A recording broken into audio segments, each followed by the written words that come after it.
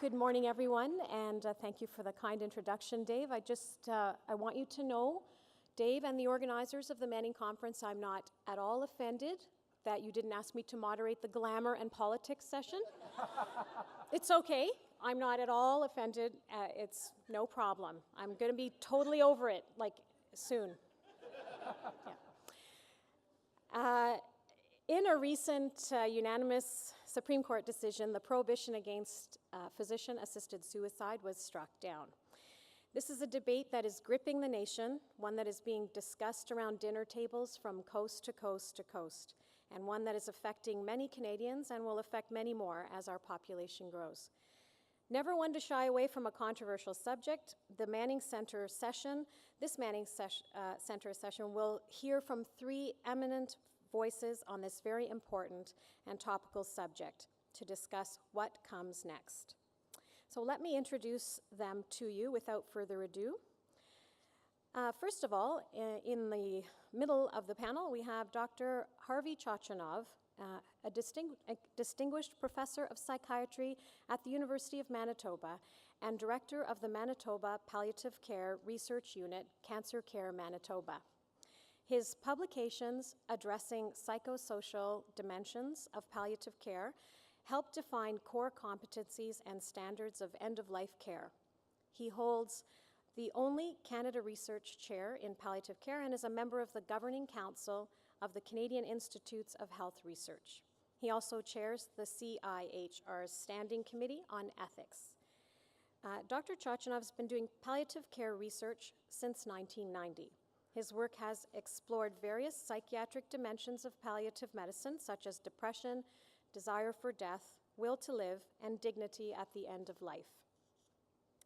Dr. Margaret Somerville holds professorships in both the Faculty of Law, where she holds the Samuel Gale Chair, and the Faculty of Medicine. She was the founding director of the McGill Center for Medicine, Ethics, and Law. She regularly speaks and consults on euthanasia, reproductive technologies, mental health, human rights in healthcare, and the role that scientific and medical research and technology play in the formation of societal values. Stephen Fletcher, my colleague and friend, was first elected to the House of Commons in 2004 in the West Winnipeg federal riding of Charleswood, St. James, Assiniboia. He was appointed the official opposition critic for health and was a member of the Standing Committee on Health. During his time in office, he has championed a number of private members' bills and causes, including the Canadian Strategy for Cancer Control. He has held a number of different posts in government, including Parliamentary Secretary to the Minister of Health, Minister of State for Democratic Reform and Transport, and recently introduced a private member's bill dealing with end of life. I want to thank you all for coming this morning to help us deal with and discuss this very serious and important subject.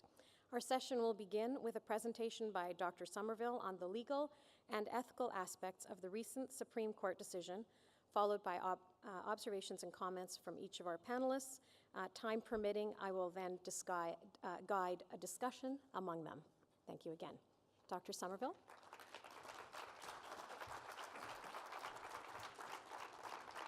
Thank you, Stella, and thank you, everybody. Could I have the first slide, please? We'll get to the next one. Right, so I've got 10 minutes to take you on a whiz journey through what the Supreme Court has done. And I think we have to understand where we are as a result of that judgment before we can decide what are the next steps. And basically what the Supreme Court did is it bought into all of the pro-euthanasia arguments that were in the trial judgment. And the trial judgment from the British Columbia Supreme Court is 377 pages long. So I've spent months trying to analyze that, and I've got to tell you in 10 minutes what the outcome of that is. Now, the first major issue is that the trial court held and the Supreme Court adopted the idea that there's no difference, I call it the no difference argument, between currently accepted end-of-life treatments and what they called physician-assisted death. And whether physician-assisted death is just assisted suicide, that is giving the person the means to kill themselves knowing that that's what they mean to do, or whether it also includes lethal injections, is currently an open question, because when the Supreme Court talked about it, it said that the physician could either provide or administer the means to cause death. And that sounds as though, well, administer means administer a lethal injection. And this no difference argument is a major plank in the pro-euthanasia platform. What it says is that all we're doing in legalizing assisted suicide or euthanasia is a small incremental step forward of things that we've already accepted to do, and that it's no different from those things. That's arrived at by saying, well, the person dies anyway, and it doesn't matter how they die. But really the euthanasia debate is about, are there some ways of dying that are ethically wrong and ought to remain legally wrong? And the Supreme Court says not in certain circumstances, these things are all the same. So they also said, because if you look at the procedures that are approved, taking away life support is allowing somebody to die a natural death. And the court said, well, we accept that, and that shows that the right to life is not a duty to live, because we let those people decide not to go on living. And again, they said there's no difference between taking away life support or giving a lethal injection. They also said there was no difference between suicide and assisted suicide, along the lines of the argument that suicide is not a crime, therefore why should assisting suicide be a crime?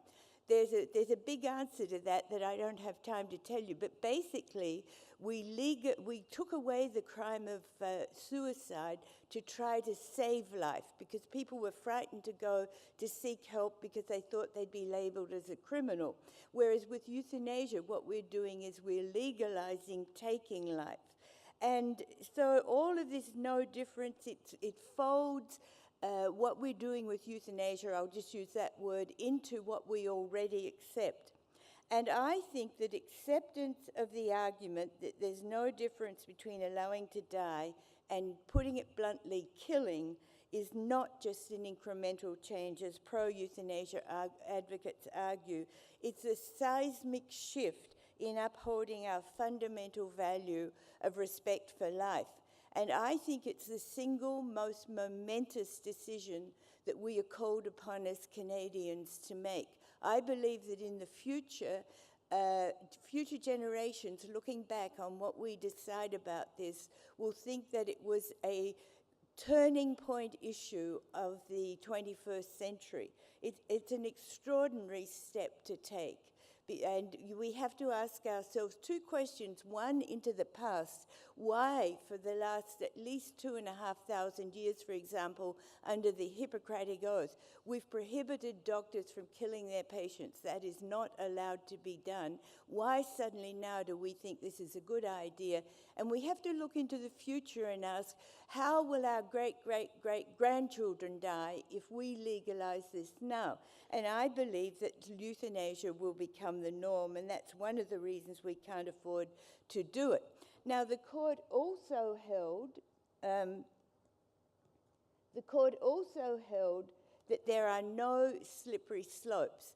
And in doing this, it relied on the evidence from the British Columbia Court where the judge examined Belgium and the Netherlands and Oregon and said, well, they're all under control. There's no worries here. With absolute respect to both courts, because I'm a lawyer and I'm not allowed to be disrespectful to courts, but that is simply, putting it bluntly, wrong. The evidence is very strong of these slippery slopes. The practical slippery slope is that once you step over that line that we must not kill, then you start to expand the conditions in which you can do it. In the Netherlands now, they're using euthanasia for people simply with mental illness. You're severely depressed, you can have euthanasia. The court has just held a case where that was said to be okay. They've authorized euthanasia for handicapped newborn babies. They've got what's called the Groningen Protocol. A parent with a baby newborn with a severe disability can have the baby euthanized. You can have it for children, and Belgium is currently debating in their parliament allowing it for people who've got Alzheimer's. That's the practical slippery slope. That's the logical slippery slope. The practical slippery slope is that once you authorize this, the abuse of it can't be prevented. And again, you can see that in these countries. And people say, what happens is people get used to doing it. They think, oh, well, I'll do it. I don't have to report it. I don't have to do this or whatever else it is. And as somebody said, well, why don't people catch them? And as someone said to me, well, if you go through a stop sign, you don't phone up the police and say, hey, by the way, I just went through a stop sign. Do you want to come and see me? And that's exactly the same that happens with this. Another thing is that, mixing up your slides here,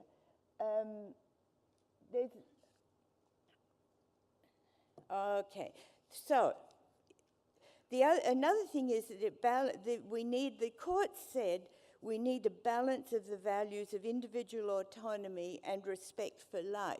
And that is true. We do need a balance of those values. But what the court chose was individual autonomy or choice as the priority value. And that comes because both of the judgments of both the trial judge and the Supreme Court are very heavily focused on relief of suffering as the dominant informing principle. Now, I agree that relief of suffering is an extraordinarily important goal, but I believe that we have to do it other than through killing the person, and I'm hoping that Dr. Chochinov will be able to explain to you how he goes about doing that. And they also equated having dignity with having control, and control having choice to do what you want to do. And I think that's what we heard in the earlier lecture this morning, that you do have to have liberty, and liberty is a very important value, but it is not unrestricted. It's what we call in law freedom in fetters. And the fetters are very often what we need to do, not just to take into account what the individual needs or wants, but also what do we need to do as a society to protect some of our most important values. I think we have to think about the fact that we've become very aware that we've got a physical ecosystem which we have to protect. And if we don't, we might permanently destroy it. That's the whole environmental movement. We've also got what I call a metaphysical ecosystem. That is the collection of values, attitudes, beliefs, stories. And likewise, unless we protect that, it can be permanently restored. I believe we have to hold it on trust for future generations, and I believe that respect for life is a foundational value of that metaphysical ecosystem and is absolutely essential to any society in which reasonable people would want to live. And so my opposition to euthanasia is that it necessarily detracts and damages the value of respect for life at the societal level. Now, how did the court legally justify this? Very quickly, they gave the question on appeal as to whether whether the criminal penalty on assisted suicide puts a person to what they called a cruel choice between taking their own life prematurely, often by violent or dangerous means, or suffering until they die. And so they said the right to life was, this is in section 7 of the Charter, the right to life was breached because if you couldn't have assistance to commit suicide later on, you would kill yourself earlier. That meant, while you could still do it without help, and that meant your life was shortened, and that was a breach of the right to life. In effect, what was done there, and it's quite extraordinary, the right to life has been converted to a right to assisted suicide. They also looked at the right to liberty in section 7 and said that meant you were free to make decisions regarding your own life and body and medical treatment. You had a right to choice. Choice is a very powerful word throughout these judgments. And so therefore the right to liberty was breached because you couldn't choose what the court designated as a medical treatment of a lethal injection. I would challenge that a lethal injection is a medical treatment. Indeed, I think if we legalise this, we should have a special profession called something like euthanasiors or thanatologists, and that they would be the people who administer lethal injections. Keep it out of medicine because it's going to do an enormous amount of harm if it's in medicine.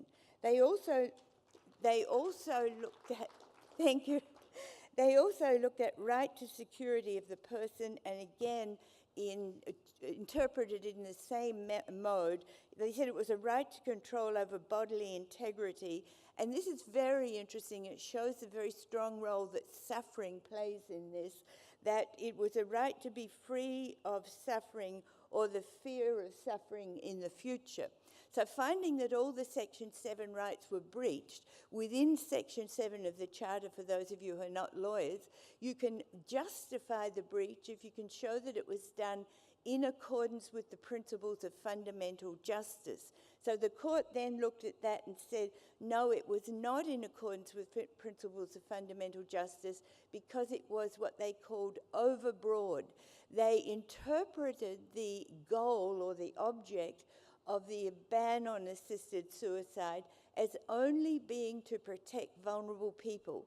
They rejected that it was to also uphold what they called preservation of life, and I would call respect for life, which is a broader concept.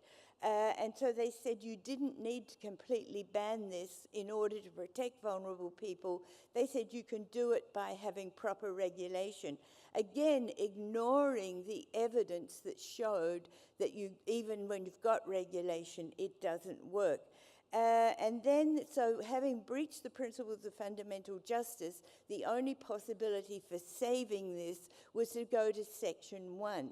And they said that from a case called the Oakes test, that for it to be valid under Section 1, the government had to prove, the Attorney General had to prove, that having a total ban was a minimal impairment of the person's Section 7 rights to life, liberty and security of the person, and they held it wasn't a minimal impairment, that you could have less of an impairment by not having an absolute ban. And then they set out who could have access to what we don't know, whether it's just assisted suicide or it seems possibly also euthanasia. So now, in conclusion, what can Parliament do about this? Well, here are the options. Do nothing, and then we don't know whether we've got any operative law at all against assisted suicide. Most people think it would only be physicians who fell within the Supreme Court conditions who would be allowed to carry it out. Use the notwithstanding clause, which I know nobody likes it, and that's in the Charter, of course, and say, well, despite the Supreme Court's decision, we want this law to stand.